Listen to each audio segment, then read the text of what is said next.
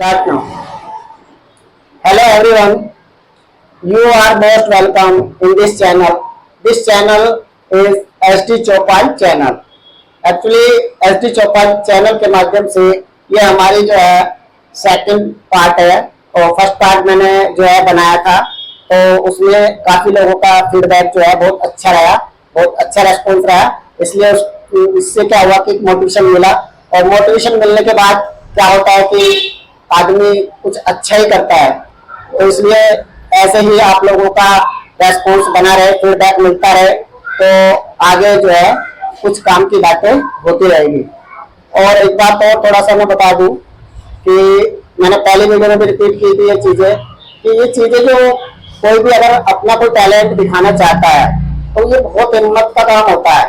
ये कोई ऐसे नहीं कि भाई किसी ने भी कुछ भी अपना कर दिया और चले गए, 2-4 दिन वीडियो बनाई, उससे कोई फायदा नहीं होता.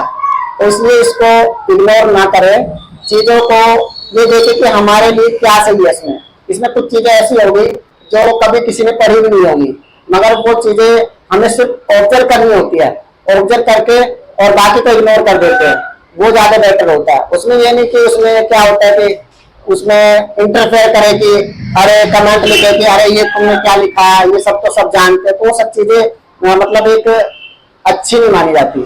इसलिए ज्यादा बातें ना करते हुए अब कम टू द पॉइंट बात करता हूँ. Okay students, look at this board. यहाँ पे जो है अब मैं थोड़ा सा बता दूंगा आप लोगों को कि जो प्रोवर्ब होती है, प्रोवर्ब और इडियम्स जो मैंने लिखा है, तो इसमें तो ज्यादा माइन्यूट अंतर नहीं होता, डिफरेंस नहीं होता. सिर्फ डिफरेंस इतना होता है कि जो हम प्रोवर्ब्स होती है जिसे हिंदी में हम कहावतें कहते हैं, और दूसरा है इडियम्स जिसे हम मुहावरे कहते हैं. प्रोवर्ब में जो होती है थोड़े लॉन्ग सेंटेंस होते हैं, और जो इडियम्स होते हैं जो मुहावरे, वो शॉर्ट होते हैं. जैसे फॉर एग्जांपल अभी आप इसमें पहचान सकते हो, इसमें मिक्स है.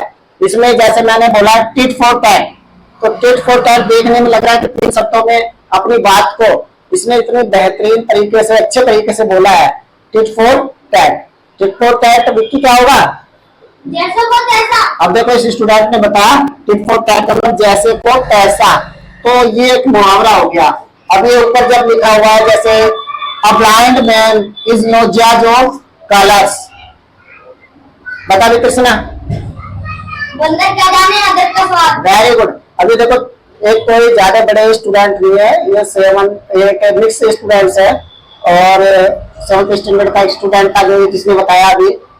अब ब्लाइंड मैन इज नो जज ऑफ कलर्स, इसका मतलब हुआ कि बंदर क्या जाने अदरक का स्वाद. तो ये जो मतलब मिसाल, एक तरह से मिसाल के तौर पे हमारे जो बुजुर्ग है या हमारे जो एक स्कॉलर्स जो होते हैं जिन्हें हम मतलब एक बुद्धिमान लोग कहते हैं, उन्होंने बनाई है ये. और ये 100% श्योर जो है मतलब फुलफिल करती है चीजें, तभी उन्होंने अपने पास से इनको हिंदी में बनाया और इनको भी इंग्लिश में कन्वर्ट करके यहाँ पे जो है प्रोवर्ब और इडियम्स नाम दे दिया. तो ठीक है, ये सब चीजें आप लोगों को शायद कुछ लोगों को पता भी होगा. तो अब नेक्स्ट जो है हमारा स्टार्ट करते हैं. अब ब्लाइंड मैन इज नो जज ऑफ कलर. अभी जो बच्चे ने बताया था फर्स्ट है हमारा बंदर क्या जाने अदरक का स्वाद. तो फर्स्ट है, नोट डाउन स्टूडेंट्स, बंदर क्या जाने अदरक का स्वाद. अब देखो कितना अच्छा इसका, इससे मीन्स क्या होता है. इसका मीन्स में जैसे बंदर क्या जाने अदरक का स्वाद, इससे हमें जो मतलब शिक्षा मिलती है या मतलब क्या नॉलेज होती है, क्या इससे फायदा होता है, ठीक है, तो उस चीज को हमें ऑब्जर्व करना होता है. तो इसमें बंदर क्या जाने अदरक का स्वाद, यानी जो आदमी मेहनत करता है उसको पता होता है कि मेहनत करके आपने इतना पैसा मतलब कमाया, इतना शोहरत और मान सम्मान कमाया, तो उसने कितनी मेहनत उसमें करी है. ठीक है, कुछ लोग होते हैं जो टांग खींचने वाले होते हैं, मैंने बताया इंटरफेयर कर देते हैं लाइफ में हर किसी की. वैसे करना नहीं चाहिए, पर बहुत लोग ज्यादा ऐसे होते हैं कुछ नहीं करेंगे, दूसरों को बस जज करते रहेंगे उल्टी सीधी बातों में. तो इसमें कहा गया कि बंदर क्या जाने अदरक का स्वाद. तो उन लोगों के लिए है ये, जिन्हें कुछ पता सता होता नहीं है, कुछ भी उल्टी सीधी बातें कर देते हैं और वहां तक पहुंच भी नहीं पाते और बैठे हुए बस अपनी अकलमंदी है, अपने से ज्यादा किसी को स्मार्ट नहीं मानते, यानी वो और स्मार्ट पर्सन होते हैं। तो ये जो है उन्हीं के लिए बोला गया। नेक्स्ट है हमारा एवरी को fight best on it's jungle, second वाला। तो बता भाई कृष्णा। अपनी गली में तो कुत्ता भी शेर होता है। Very good. देखो ये सेकंड जो हमारा प्रोवर्ब है, अपनी गली में, अपनी गली में तो कुत्ता भी शेर होता है। तो अब इसी से, इन चीजों से मतलब मेरा क्या है, अब इसे कराने का मतलब क्या है, मेरा मोटो जो है कराने का ये यही है कि हमें इनसे कुछ सीख लेनी चाहिए। ये ऐसा नहीं कि यार अब कुछ स्टूडेंटों का काम होता है कि हमने पढ़ लिया और बस याद किया, थोड़े दिन बाद फिर वो अपने गो टू हेल कर देते हैं। तो गो टू हेल नहीं करना, उनसे ऑब्जर्व करना है, ऑब्जर्व करके उनके दिमाग में रखना, वो ऑल टाइम तुम्हारे काम आएंगे। कहीं पे जैसे स्पोकन बोल रहे हैं हम, अब जब स्पोकन का क्या यूज होता है, स्पोकन में इसका क्या यूज है, क्या फायदा होता है, तो बहुत फायदा होता है। जैसे जो फॉरनर होते हैं वो ज्यादातर अपनी बात को बड़े शब्दों में ना कहकर छोटे शब्दों से मुझे बोल देते हैं। अभी कोई हमें डायलॉग बोलना होता है तो हम उसे जोड़ेंगे, वी शुड ये एवरीथिंग, तो हमें वो ना करके हम सीधा 2 मिनट में बोल देते हैं अपनी चीज को। जैसे मैंने अभी बताया था कि अपनी गली में तो कुत्ता भी शेर होता है, तो ये एवरी को फाइट बेस्ट ऑन दंगल, ठीक है। तो अपनी गली में कुत्ता भी शेर होता है, तो तुमने सुना भी होगा डायलॉग। कहीं कहीं होता है कि कुछ बच्चे या कुछ बड़े भी होते हैं ऐसे जो माइंड से थोड़े मतलब इतर होते हैं, यानी उन्हें पता ही नहीं होता कि क्या सम्मान होता है, क्या आदमी की वैल्यू होती है। वो क्या करेंगे कि अगर किससे कोई गलती हो गई तो अपनी गली में जाते ही उसको पकड़ लेंगे और 2-4 उसको लगा देंगे। तो ये चीजें गलत होती है। सबका कोई व्यक्ति, मैंने एक अपनी वीडियो में पहले ही बताया था कि एक नीडल्स और स्वॉर्ड्स यानी तलवार की और एक सुई की जो बारे में मैंने कंपेयर किया था, उसे थोड़ा सा देख लेना एक बार वीडियो को।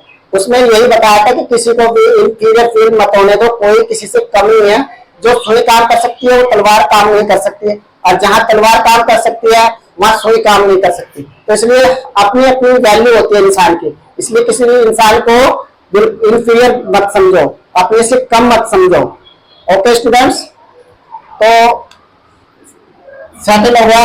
उसके बाद थर्ड में क्या लिखा है, थर्ड है a black sheep infect the whole flag, a black sheep infect the whole flag. तो इसका क्या होता है, कौन बताएगा स्टूडेंट, बता रही। एक मछली सारे तालाब को गंदा कर देती है। वेरी गुड, बैठिए बेटा बैठ जा। इस स्टूडेंट ने बोला एक मछली सारे तालाब को गंदा कर देती है। अब ये तो इसने बोल दिया, मगर इसे पता नहीं है कि एक मछली सारे तालाब को गंदा कर देती है, तो ये मिसाल के तौर पे बनाया गया है। अब एक मछली कैसे तालाब को गंदा कर देती है तो पता ही स्टूडेंट को। तो ये अब मैं बता देता हूँ कि जो तालाब होता है एक परिवार होता है, और एक परिवार में अगर जैसे कोई व्यक्ति बहुत अच्छे से पढ़े लिखे व्यक्ति है, बड़ा अच्छा परिवार है, सेंसिटिव माइंड के लोग हैं, थोड़ा अच्छे हैं, अच्छे विचार होते हैं उनके, और वो बहुत आराम से जीवन यापन कर रहे हैं। मगर किसी को, एक व्यक्ति को गलत आदत लग जाती है, जैसे ड्रिंक की और अल्कोहल लेना, ये सब चीजें, तो इन चीजों को अवॉइड करें। वो बात की बात है कि उनसे क्या हो रहा है क्या नहीं हो रहा, तो वो अवॉइड, वो क्या करता है, उसको ड्रिंक करके आएगा शाम को और अपने परिवार वालों के साथ उनकी सीधी बातें करेगा, रास्ते में कोई मिल गया तो उससे फालतू की बातें करते रहेगा, यानी सब उससे परेशान हो जाते हैं। तो उससे उसकी इमेज जो है, उसकी इमेज ही खराब नहीं होती बल्कि परिवार की भी इमेज खराब हो जाती है। परिवार को भी उसको गलत मानने लग जाए कि इसका बेटा क्या करता है, ऐसे ड्रिंक करता है, ये करता है लोगों को।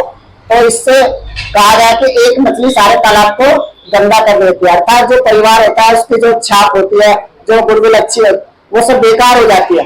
तो इसलिए ज्यादा मैं तो यही सजेस्ट करूंगा कि भाई we should not drink the alcohol.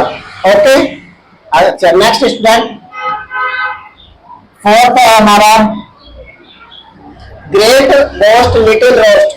Great boast little roast, चल भाई बता देते। ऊंची दुकान फीका पकवान। Very good. अब देखो, ऊंची दुकान, ऊंची दुकान फीका पकवान।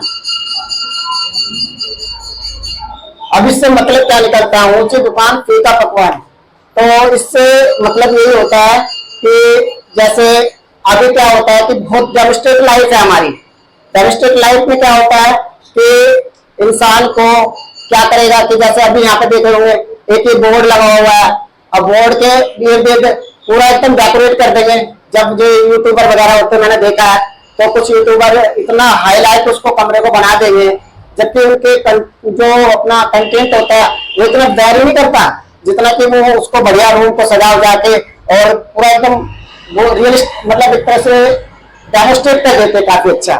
और लोगों को लगता है ऊपर जो वो बनाएंगे थंबनेल बनाते हैं उसमें भी पूरा एकदम लिख देंगे 100% English, you have to spoken, you have to good I spoken English. तो ये सब चीजें लिख देते हैं। लिखने से क्या होता है कि बच्चा या कोई स्टूडेंट या कोई भी हो, एवरीथिंग जो भी होता है वो क्या करता है, वो उसको ओपन करेगा और बीच में देखेगा वीडियो में, तो जो चीजें चाहता है वो है ही नहीं है। तो ये सब चीजें भी होती है कभी कभार। तो उसका मतलब ये होता है कि ऊंची दुकान फीका पकवान। तो ऐसे भी लोग कर रहे हैं यूट्यूब पे, जबकि ये गलत है। ये इंटेंशन जो है उनका एकदम गलत मानता हूं मैं, क्योंकि चीजें वही होनी चाहिए जो लोगों के काम आ सके, वो इसीलिए ये बनाया भी गया यूट्यूब। अच्छा, नेक्स्ट है हमारा a figure among ciphers. A figure among ciphers, बता बेटा कृष्णा। अंधों में काना राजा। Very good.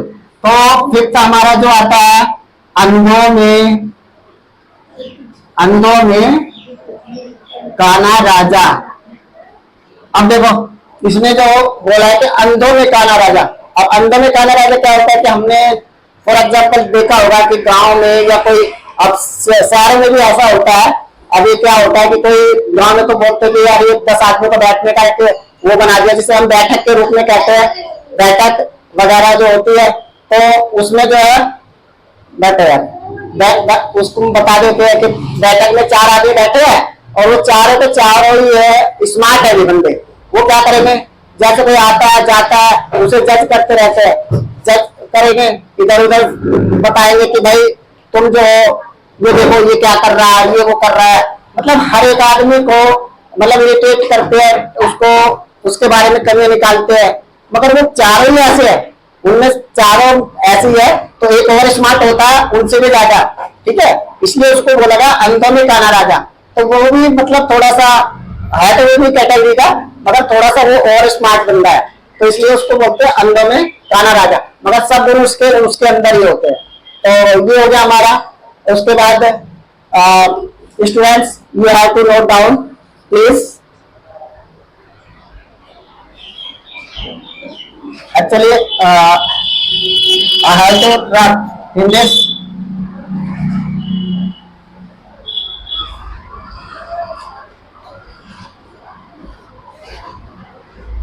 Actually, there are no space in this board. तो अब आ गया हमारा 6th नंबर। 6th नंबर क्या है, to killed 2 bird with stone। 2 kill 2 bird with stone। और बताएगा स्टूडेंट्स, बता। एक पंथ 2 काज। बहुत बढ़िया, वेरी गुड, बढ़िया। इसका मतलब होता है एक पंथ 2 काज। एक पंथ 2 काज। तो एक पंथ 2 काज, तो देखो पढ़ाने का बस और समझने का यही अंतर होता है कि अब इसमें इतनी बड़ी चीजों को इसमें 2 वर्ड में अगर मैं इसको एक्सप्लेन करूंगा तो देखो कितनी बड़ी बात होगी, समझ लो ढंग से। एक पंथ 2 काज। अब इसका एक्सप्लेन है कि एक पंथ 2 काज क्या मतलब हो गया, मतलब इसको हम ये भी कह सकते हैं एक तीर से 2 निशाने, ये भी बोल सकते हैं एक तीर से 2 निशाने। तो ये भी सी का मतलब होता है 2 निशाने। अब इसका एक्सप्लेनेशन क्या होता है, एक्सप्रेशन है कि भाई अभी तुम मतलब कहीं फॉरेन में जा रहे हो, फॉरेन कंट्री में जा रहे हो, तो वहां पे क्या होता है कि हमें जैसे लाइक सऊदी अरब बहुत लोग जाते हैं, अमेरिका भी काफी लोग हमारे इंडियन गए, कनाडा वगैरह में। अभी तो मान लिया कनाडा में जा रहा है, अब उसे वहां पे कोई ऐसी चीज है जो वहां की फेमस पर्सनैलिटी है जो वहां पे जा ही नहीं सकता कुछ एक काम आदमी, अब वो कहेगा कि भाई अगर तुम कनाडा जा रहे हो तो मेरे लिए ये काम कर देना। अब उससे क्या मतलब होता है, वो उसका भी काम कर देता है। तो यहाँ से पता चलता है कि एक पन दो काज। अब वो अपना काम भी करके आया, वो कनाडा में घूम के भी आया, विजिट भी करके आया उसको, और वहां से जो उसकी रिक्वायरमेंट थी अदर पर्सन की वो भी उसने फुलफिल कर दी। या फिर छोटा सा एग्जांपल है, अभी गलियों में क्या होता है कि जैसे कोई बच्चा है, उस बच्चे को दुकान पे जाना दही लेने, और वो कार्ड्स लेने जाता है, तो एक आंटी रास्ते में रोक लेते कि बेटा कहाँ जा रहा है, की दुकान पे, तो बेटा हमारा छोटा सा काम कर देना, ऐसा करना, वहां से ना दूध ले आना। तो वो बच्चा उसके भी पैसे ले लेता है और वहां से दोनों चीजें लाके वो दे देता है। तो इसको कहते हैं एक पन दो काज। तो दोनों का भला हो गया, तो ये अच्छी नीति है, ये बहुत बढ़िया है, ऐसे करना भी चाहिए हमें। अच्छा, उसके बाद जो है नेक्स्ट है सेवंथ। सेवंथ जो है हमारा, every dark cloud has a silver lining. Every dark cloud has a silver lining. तो इसका मतलब कौन बताएगा, बोल बेटा। जहां निराशा, वेरी गुड, जहां निराशा वहां आशा। तो देखो हर चीज का एक मीनिंग होता है और समझने के लिए बहुत फायदा भी होता है। जहां निराशा वहां आशा, तो इससे हमें क्या सीख मिलती है, इससे सीख मिलती है कि जहां निराशा, तो लोग बात क्या होते हैं बड़े घमंडी हो जाते हैं, थोड़ा सा एक मतलब दिल्ली जैसे शहर में या बॉम्बे जैसे शहर में घर भी बन गया तो वो इतने घमंडी हो जाएंगे कि बस पूछो मत ना, उनसे बड़ा कोई है ही नहीं है। तो ऐसा हम जो है ना गलत फील करते हैं। यहाँ क्या है, किस जिसे हम भगवान पे या किसी पे भी विश्वास करते हैं, तो वो चीजें क्या होती है कि हमेशा जो टाइम होता है वो सर्कुलेट होता है, चक्र होता है, वो चलता रहेगा। कभी गर्मी, कभी सर्दी, तुमने देखा होगा मौसम, उसके बाद फिर बरसात आती है। तो ऐसे ही टाइम भी होता है हमारा। कभी टाइम जो है मतलब जो है अच्छा होता है, कभी बुरा होता है। तो जिसने क्या किया, पहले मेहनत कर ली, जिसने पहले मेहनत करी है, खूब हार्ड वर्क करा है, और वो मेहनत करके लास्ट में जो है बहुत अच्छा मुकाम हासिल कर लेता है। तो उसमें ये होता है कि जहां निराशा वहां आशा। अगर उसने पहले मेहनत करी है, पहले दुख झेले, तो उसका अच्छा टाइम भी आएगा। इसलिए हम लोग फिल्म भी देखी होगी, अच्छा टाइम आएगा, अच्छा टाइम आएगा, कुछ ऐसे गाने वाने बनाने लगे। इन लोगों की होपिंग जो है, वो एक्सपेक्टेशन जो है रियल कर रही है, रियल बातें कर रही है, ये होता भी है। अगर कोई हार्ड वर्किंग बच्चे को समझाया जाता है, बेटा ढंग से पढ़ ले, बेटा फोकस ऑन योर स्टडी, ऐसे बोला जाता है, तो उसे इसलिए बोला जाता है कि तुम अब पढ़ लोगे, पढ़ लिख के कुछ कामयाब बन जाओगे, तो फिर तुम्हें मेहनत ज्यादा नहीं करनी पड़ेगी। और अगर तुम नहीं पढ़ पा रहे हो तो पता ही है तुम्हें, फिर बेलदारी या कोई इधर उधर का काम, गलियों में साफ सफाई का ये छोटा मोटा काम तुम्हें मिलेगा, उसमें क्या इज्जत होगी, क्या मतलब तुम्हारा एक तरह से मतलब वो होगा परिवार में फीडबैक। तो ये सब चीजें देखी जाती है। तो इसलिए मेहनत करने के लिए बोला जाता है।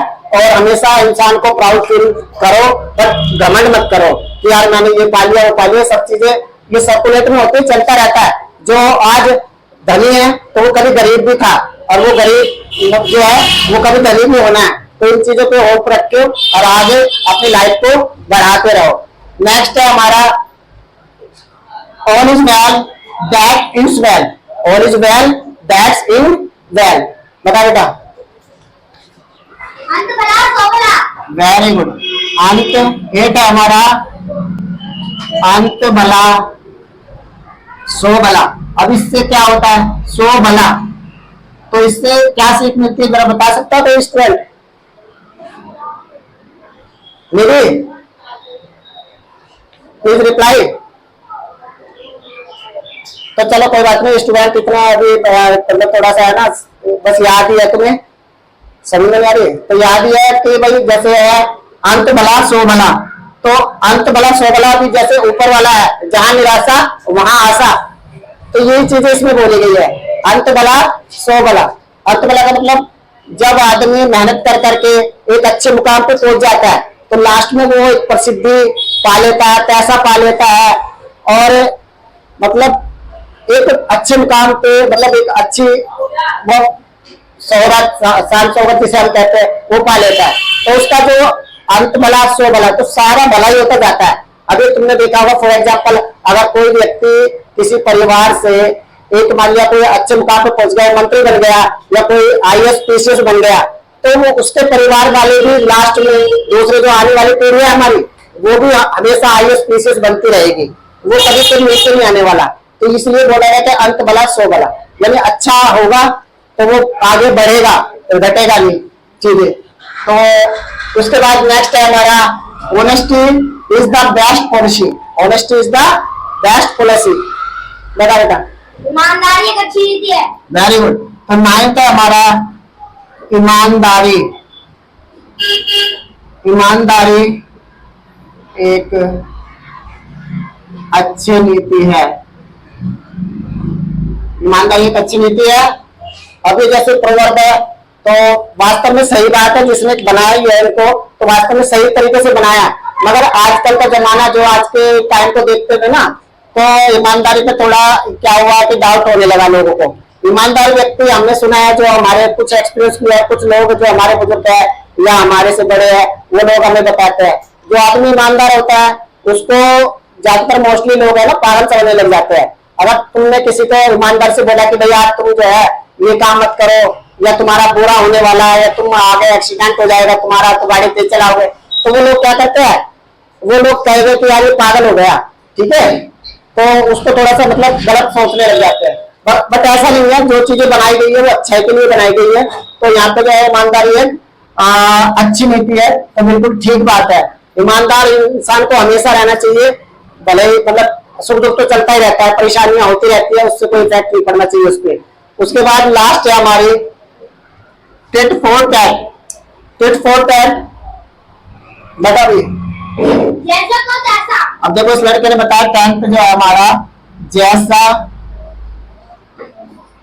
को तैसा, जैसा को तैसा या जैसे को तैसा एक ही बात है। जैसे को तैसा, ये जैसा को तैसा एक ही बात है। तो इसमें टिट फॉर टैट, जैसे को तैसा, अर्थात अगर कोई तुम्हें बदतमीजी से बोल रहा है तो उसको भी बदतमीजी से बोल दो, दो चार बढ़िया से अच्छे से। तो इसका मतलब ये है, पहले वाले जैसे हमारे जो मतलब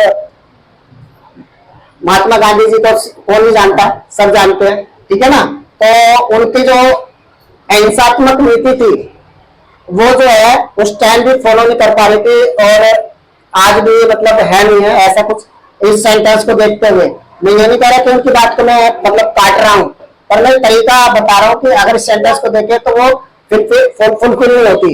जैसे अहिंसावादी उन्होंने क्या बोला था, उन्होंने बोला था कि अगर कोई तुम्हें एक चाटा गाल पे लगाए तो दूसरा गाल आगे कर दो कि भाई स्पीड मार दो, तो क्या ऐसा अच्छा होता है? तो आजकल वो जमाना है नहीं है। अगर हम किसी पब्लिक प्लेस पे जाते हैं या किसी स्टूडेंट को समझाया कि बेटा तुम आराम से बैठे रहो, बिल्कुल शोर मत करना, फिर भी बदतमीजी करते रहेंगे बच्चे, क्योंकि उनको पता है एक दो पढ़ने में जब तक पढ़ेगा नहीं जब तक उन्हें आकुल महसूस होने का ही नहीं।